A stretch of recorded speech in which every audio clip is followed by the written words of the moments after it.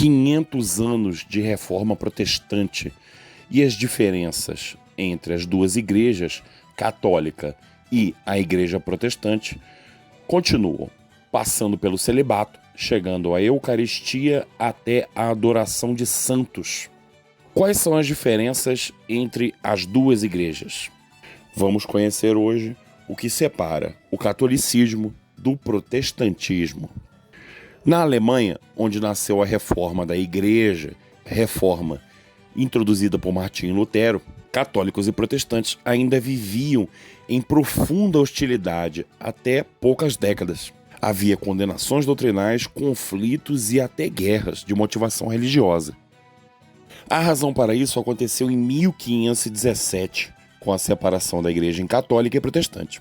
A ideia inicial do monge Martinho Lutero de reformar a igreja católica acabou não se concretizando.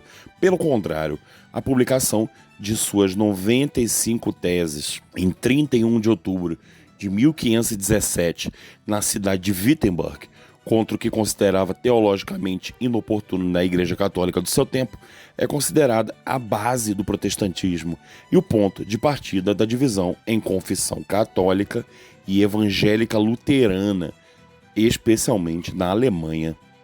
Apesar dos esforços de ambos os lados pela superação das diferenças, não há nenhuma perspectiva de que algum dia as duas confissões voltem a se unificar. As duas igrejas, no entanto, definem sua relação como diferença conciliada. Muito do que Lutero quis reformar na Igreja Católica diferencia e divide as duas confissões até hoje, e estas são as 8 principais diferenças. 1. Interpretação da Bíblia. O catolicismo e o protestantismo têm diferentes pontos de vista sobre o significado e a autoridade de fé da Bíblia. Desde Lutero, está claro para os protestantes: a Bíblia é solo escritura, ou seja, ela é a única palavra inspirada por Deus, com revelações que nos permitem a comunhão com Ele. Já os católicos admitem outras formas de revelação, que não somente a Bíblia. 2. A Igreja. Católicos e protestantes têm uma visão diferente da natureza da igreja. A igreja católica, do grego católicos, universal, se vê como a única igreja verdadeira em todo o mundo, sob a liderança do Papa.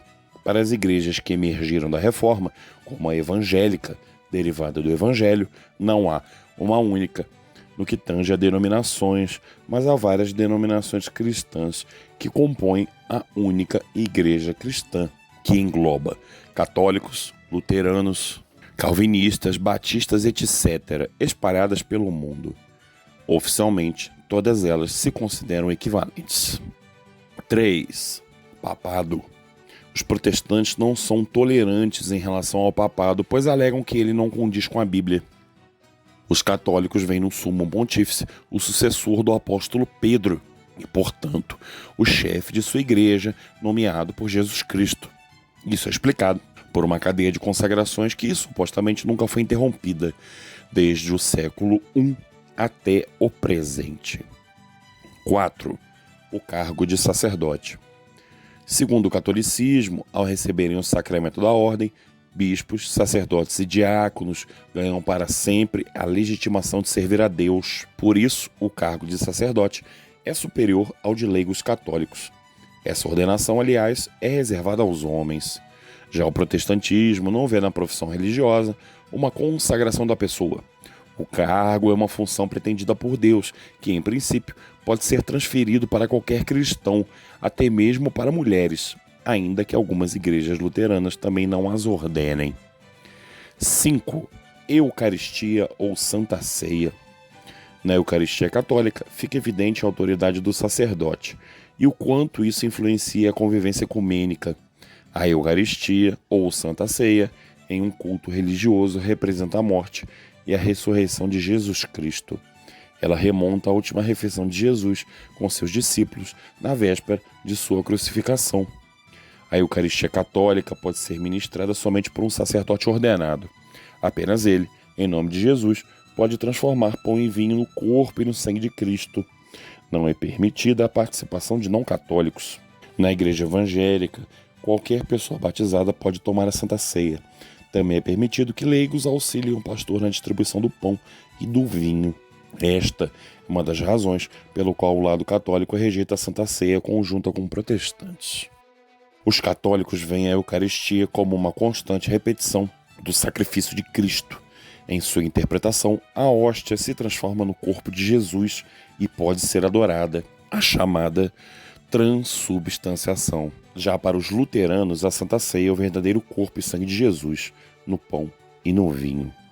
Algumas igrejas luteranas exigem que, além de batizados, os membros tenham tido instrução prévia nas doutrinas da igreja para serem admitidos à comunhão do altar. 6. Sacramentos. Na Igreja Católica Apostólica Romana, há 7 atos consagrados, os chamados sacramentos: o batismo, a crisma, a Eucaristia, a confissão, o casamento, a ordenação dos sacerdotes e a extrema-unção. O catolicismo ainda crê que Deus salva através destes sacramentos. Já na Igreja Protestante, existem apenas 2 sacramentos: o batismo e a Eucaristia, ou Santa Ceia. 7. Maria e os santos. A Igreja Católica reverencia Maria, a mãe de Jesus, como Rainha Celestial e, em alguns aspectos, a equipara a ele. Como não há evidências bíblicas para dogmas marianos da Igreja Católica, como a salvação de Maria do pecado original e sua glorificação corporal, eles são rejeitados pelo lado protestante. A Igreja Católica pratica a veneração dos santos. Os modelos de fé canonizados ao longo da história da Igreja são vistos como mediadores para interceder junto a Deus a favor do crente. Há mais de 4.000 santos, os quais os fiéis podem adorar através de relíquias. O culto aos santos é categoricamente rejeitado pela Igreja Protestante, por não condizer com os escritos bíblicos. Segundo a fé luterana, todo ser humano pode e deve recorrer a Deus diretamente, em oração, apenas em nome de Jesus. Aqui no canal nós temos um vídeo sobre essa questão de adoração, veneração em relação aos santos. A gente vai deixar aqui no card para você ir lá, depois que terminar essa aqui, dar uma olhadinha. No final desse vídeo vai estar este vídeo citado também. É muito interessante, é importante você conhecer, porque nós católicos somos acusados de adorar santos. E já adiantando, nós não adoramos santos. Ok? Mas a explicação direitinho, simples e objetiva, tá nesse vídeo que você tá vendo aqui em cima e no final do próprio vídeo que vocês estão vendo agora. Ok? 8. Celibato. O compromisso de não se casar e manter a abstinência sexual é obrigatório para sacerdotes católicos.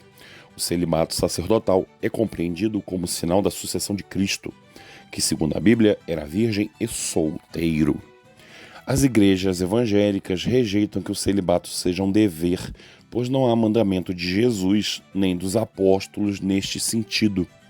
Já em 1520, o ex-monge Martinho Lutero exigiu sua abolição e, 5 anos mais tarde, casou-se com a ex-freira Catarina von Bora. Por seu casamento, fundaram o presbitério protestante, que se tornou uma característica da paróquia luterana ao longo dos séculos.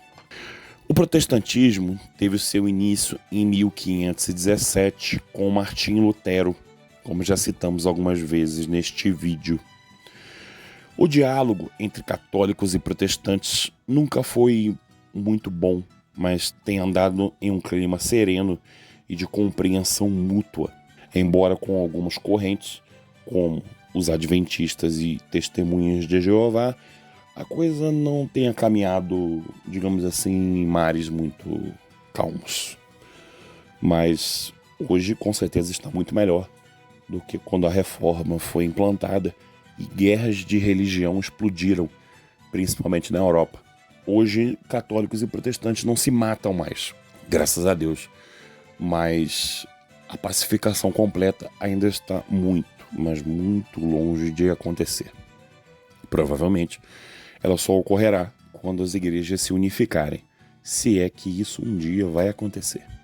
Ok? Gostaram do vídeo? Não deixa de ser membro do canal para a gente continuar trazendo esses vídeos para vocês. Deixa um comentário, um like e fica com Deus.